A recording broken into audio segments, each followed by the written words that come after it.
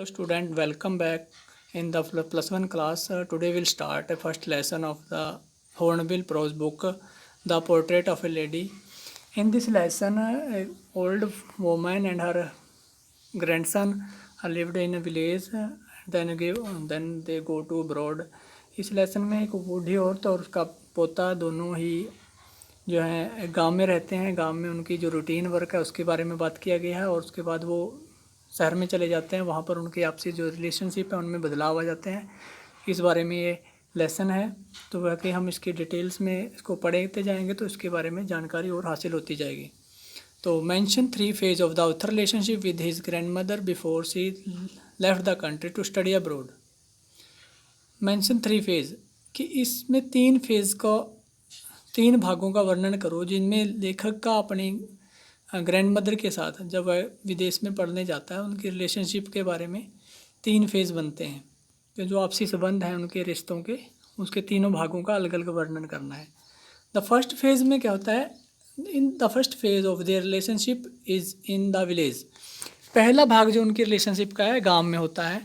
The grand mother take care of all the need of the author. दादी अपने पोते की, ऑथर लेखक की हर एक ध्यान रखती है उसका। She wake up him in morning, वह उसको सुबह मॉर्निंग में जगाती है। She get him ready for school, उसको स्कूल के लिए तैयार करती है। She give him breakfast to eat, वह उसे भोजन बना के देती है, सुबह का भोजन नाश्ता बना के देती है। She take him to school, वह उसको स्कूल में लेके भी जाती है। The school is attach to the village temple, और जो गांव में स्कूल है वह बिल्कुल मंदिर के पास है। वाइल द ऑथर स्टडिंग, जब लेखक स्कूल में जाके पढ़ने लगता है तो grand mother sit in the temple and read scripture. जब लेखक स्कूल में पढ़ रहा था तो दादी मंदिर में बैठकर साहित्य का ग्रंथों का अध्ययन करती है। After school she brings the author back home, school off होने के बाद वह ऑथर को, लेखक को अपने घर वापस लेके आती है। On her way she feed the dog, village dog, और रास्ते में आते समय वह गांव के जो आवारा डॉग्स होते हैं उनको भोजन देती है। सेकेंड फेज में क्या होता है? The second phase of the relationship begin when the author join at English school in the city. जब लेखक शहर में पढ़ने के लिए जाता है तो वहाँ पर एक इंग्लिश स्कूल ज्वाइन कर लेता है, तब उनका जो सेकेंड फेज होता है रिलेशनशिप का, आपसी संबंध थे, वो शुरू होता है।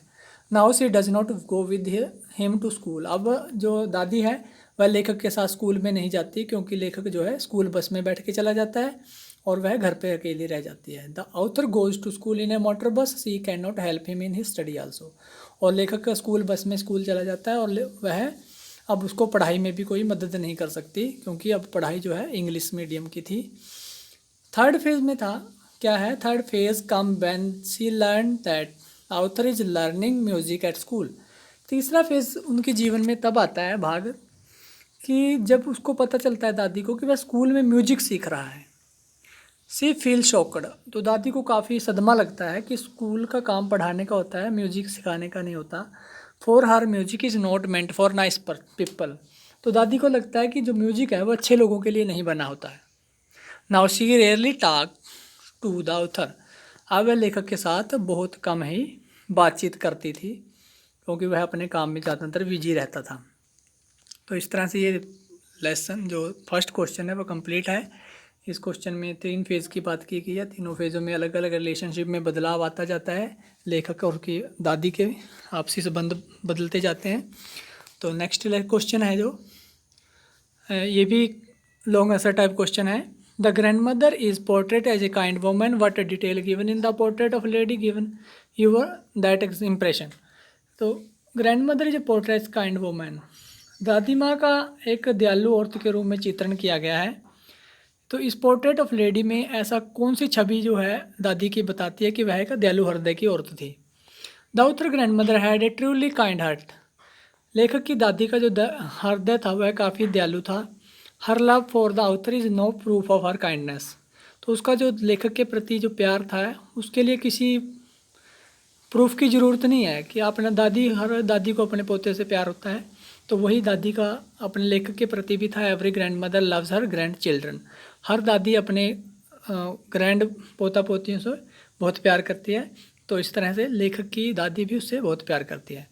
The real proof of the lady kindness is seen in her love for animal and bird, तो दादी का जो दयालुता का और ज़्यादा एक बड़ा सबूत यह है कि वह पशु और पक्षियों को भी वैसे ही प्यार करती थी जैसे जीवों को करती है, इंसानों को करती है। As long as she lived in the village, जितने समय तक वह गांव में रही, she use to feed the village dog, वह गांव के जो आवारा डॉग्स होते हैं उनको भोजन डालती थी।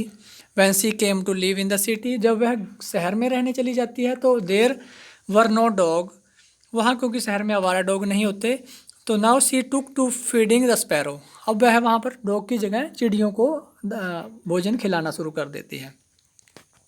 She took great delight in it, उसको ऐसा करने में काफ़ी खुशी महसूस होती है।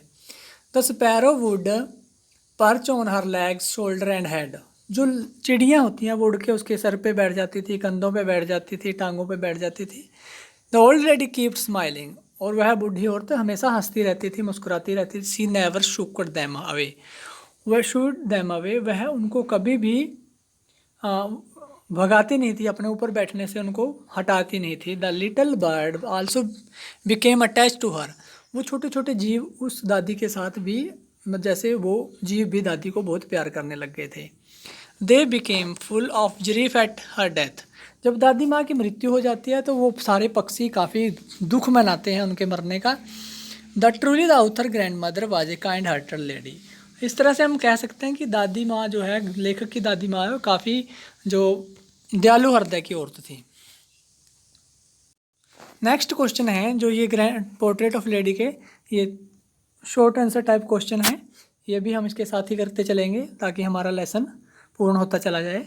What was the grand mother routine van she lived with the author in their village home, तो जब लेखक की दादी गांव में रहती थी तो उसको रूटीन वर्क क्या था, दादी का रूटीन क्या थी, डेली का काम कैसी करती थी।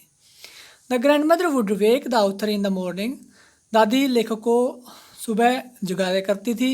She would bath and dress him for school, तो वह उसको सुबह स्नान करवाती और उसको कपड़े पहनाती, सुबह के जो स्कूल की ड्रेस पहनाती थी। She would give him breakfast and then accompany him to the school, और वह उसके लिए नाश्ता, सुबह का नाश्ता बनाकर उसको टिफ़िन तैयार करके देती और उसके साथ स्कूल में भी जाती थी। She would read scripture in the village temple and back with the author after school, वह जब लेखक स्कूल में पढ़ता था तो वह मंदिर में जाकर स्क्रिप्चर जो है साहित्य का अध्ययन करती थी, ग्रंथ पढ़ती थी, और जब स्कूल ऑफ होने के बाद वह लेखक के साथ ही घर आती थी। सेकंड क्वेश्चन है grandmother has been portrayed as a religious lady, दादी माँ का एक धार्मिक औरत के रूप में चित्रण किया गया है। What detail in the story create this impression, इस कहानी में इस छवि को कैसे वर्णन किया गया है। The grand mother spend most of her time saying prayer, इसमें दादी माँ ज़्यादातर अपना समय जो है भगवान के नाम में ही स्पेंड करती थी। सी कीप्ट टेलिंग द बीड्स, वह हमेशा माला फेरती रहती थी। सी रीड द स्क्रिप्चर आल्सो, वह साहित्य का और धार्मिक ग्रंथों का, धार्मिक पुस्तकों का भी अध्ययन करती थी। तो इस तरह से हम कह सकते हैं कि वह एक धार्मिक लेडी थी।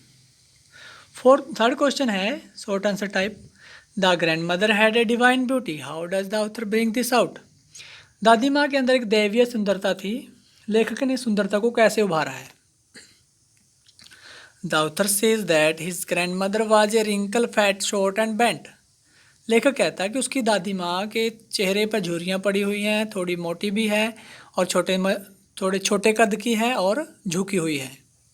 बट हर काम face had a charm of its own, परंतु उसके शांत से चेहरे पर एक अलग ही प्रकार की जो है दैवीय नूर है, चमक है, एक सुंदरता है। This it was a sign of her divine beauty, और वही चमक उसके चेहरे की उसकी दैवीय सुंदरता का प्रतीक है। तो ये लेसन फर्स्ट लेसन के हमने 3 शॉर्ट आंसर टाइप किए और 2 क्वेश्चन जो थे, फर्स्ट 2 थे वो लॉन्ग आंसर टाइप थे। आप इनको लर्न और राइट कीजिए। मिलते हैं नेक्स्ट वीडियो में, तब तक के लिए हैव ए ग्रेट डे।